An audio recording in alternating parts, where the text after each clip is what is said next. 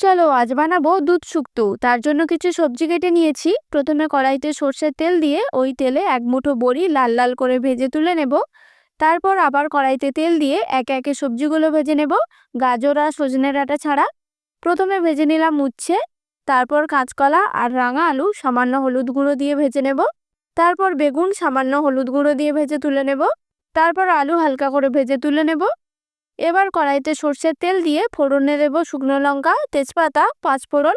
তারপর আদা বাটা দিয়ে কষিয়ে দিয়ে দেব ভেজে রাখা আলু, কাঁচকলা, মিষ্টি আলু, গাজর আর সজনে ডাঁটা।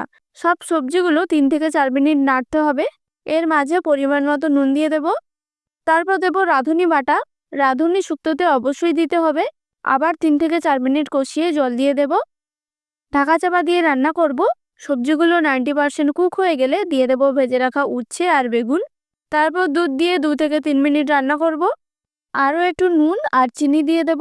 নামানোর আগে ভেজে রাখা বড়ি আর ঘি দিয়ে নামিয়ে নেব আর পরিবেশন করে দেব। এবার খাও আর মজা করো।